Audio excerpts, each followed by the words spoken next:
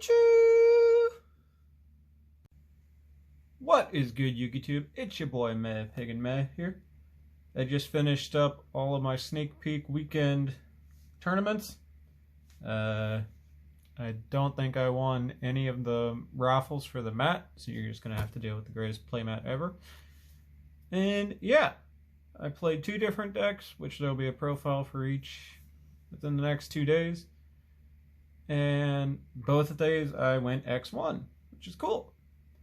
The first deck profile I'm going to show you is the one I actually played day 2, because it's the most interesting of the 2, and it was the most, just kind of interesting to talk about on camera. So, I'm going to show you the main extra, and then just go over the side real quick with explanations. So, let's quit with all the BSing and get straight to the deck profile. As you could tell, the deck in question was Infinitrack Trains. So start out with the train cards. You run 3 Crane, 3 Super Express Bullet Trains, 1 Night Express Knight, and 2 of the level 4 guy who has too long a name. You also run 3 of the revolving switch yards and 3 of your win condition, urgent schedule. For the Infinitrack, I ran 1 Harvester, 1 Anchor Drill, 1 Drag Shoveler, 1 Tunneler, 1 Trencher, and triple of your Brutal Dozer, along with 3 of the Infinitrack Reinforcement of the Army, and the 1 Spin Turn. For hand traps, I just ran 3 Ash Blossoms, 2 Ghost Bells, and 1 Infinite and Permanent, or 3 Infinite and Permanents, because why not? And to round it all out, just 1 Terraforming, 1 Monster Reborn, 2 Twin Twisters, and a Red Reboot. For the extra deck, I ran 1 copy of the Goliath, 2 Double Angle Knuckles, 1 Vespacito, 2 copies of River Stormer, 1 Gandarla, 1 of the Transformer, 2 of Rank 10 Yu-Gi-Oh's favorite card ever, 2 of the best card in the whole deck, 2 of your Super Dreadnought Rail Cannon Libe, and then 1 double Azus.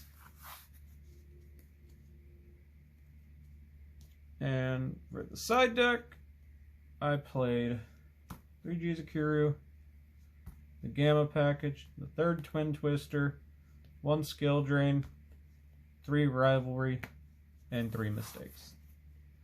Now on to the explanations for everything. For those uninitiated, Rank 10 Trains is essentially a deck where you spam out a bunch of Unga Chunguses that turn into your Gustav Max, burn your opponent, overlay your big guy that can attack multiple times and make himself 6,000 attack, and you essentially one-shot the hell out of your opponent. That's it. You pretty much just want to Unga Chungus over everything. And the reason I built this deck now is because they reprinted this card and this card, which were both really expensive, and I got rid of a long time ago while they were expensive because they were worth money. And I thought a reprint would come sooner than later. Essentially, the thing with trains is they just spam out the level 10 monsters. And the reason I call this card Urgent Schedule the Win button is because if your opponent controls more monsters than you, you special summon a level 4 or lower machine and a level 5 or higher machine from your deck, but their effects are negated, and I think only machine monsters can attack, whatever. All these cards almost all have the restriction that you either are locked into summoning Earth machines or only machine monsters can attack. That's kind of how the whole thing works. It's how they made it fair to just summon big Chunguses for free. Revolving Switchyard is essentially just a Rhoda. You discard and you search a big Chungus. This card summons 2 cards to just let you gain advantage and do stuff.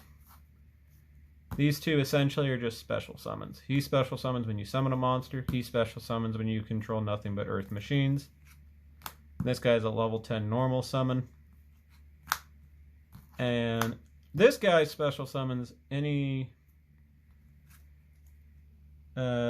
check real quick. Just an earth machine monster from your graveyard. So he can target all the Infinitracks for some fun plays. Because what he does is he copies levels, which lets you do exceed shenanigans. He's a great card. I'm tempted to bump him to 3 and drop this all together. Because in the rank 10 department, you only really need these 2. But yeah, that's kind of trains in a nutshell. Special summon big guys. OTK the opponent.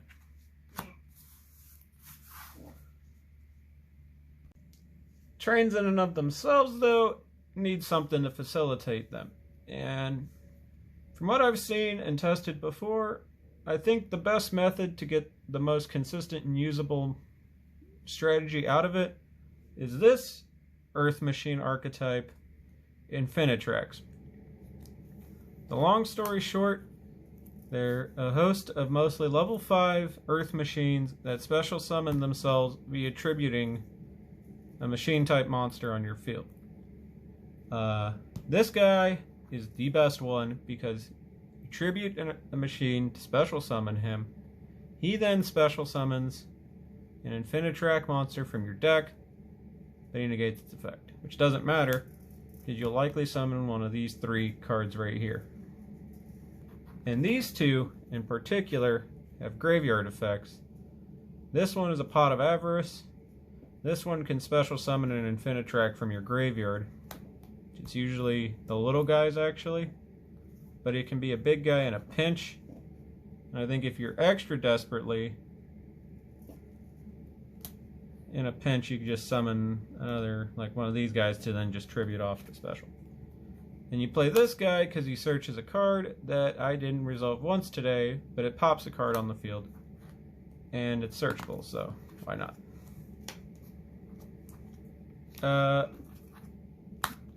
So, honestly, I'm probably just going to play 2 of this guy because he's a Stratos. He searches your Infinitrack guys on summon compared to this guy who special summons one from hand. The reason I played this is because this was the last store credit card, or card I got with store credit from the last in-person tournament at the local I was playing at. And he's a really good card in and of himself. But I think for the purposes of how the deck was functioning, this guy is a significantly better card. I'm probably going to bump him to 2. But these 2 also have the effect that you could target a machine on your field and basically add his level to the other one and the other one to his level, thus giving you the option to get, you know, bigger ranked monsters. And because of him in particular, you can actually hard make this card, which I'll show the fun combo at the end of this video. And lastly,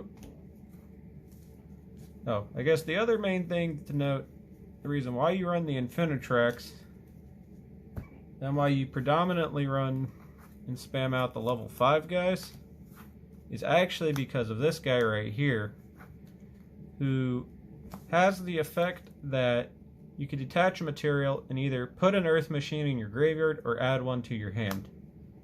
He can add all the train guys. He's great. I love him. He rules. He also happens to be on the picture of the reinforcement of the army. This card is busted. Why is this card busted? Because it adds an Infinitrack, and it also has the neat effect that it can attach itself to a machine monster as a material. So you could either get an extra search off of him, put more stuff on him, or give him more attacks. It's super cool, and this card is fantastic. So yeah, those are the Infinitracks, kind of what they do, and quantities and whatnot I would advise. I think this engine blends really well with the trains because these guys often just either get you going or they can kind of help you play through a lot of hand traps, which one game in particular I played today I had to fight through just Drolls and Ashes and all this other jazz just to OTK the guy. So yeah, it's super good. The reason I did the deck profile the way I did is because when you're building any deck, you essentially have the core of the whole deck, and then all of these cards that I put at the end are just supplementary. You have your hand trap sweep, which can be anything depending on your locals. I didn't really play strikes in this because this is a going second kind of deck, so that's why I played the imperms. And there was at least one game where a guy tried to use the utopic lock because he was playing the Numeron, and I just said no, and then proceeded to ruin his day. But if you want it, these could easily be Drolls. If Ash isn't very good, these could be Drolls. You can play literally whatever hand traps you want in this suite. These are utilities. Monster Reborn is absolutely insane when you have a deck of machine monsters that don't really have a lot of limitations and have huge stats. And I opted for double Twin Twister and Red Reboot because for the most part my deck plays off the grave a lot, and I kind of expected to see more back row decks, so I did.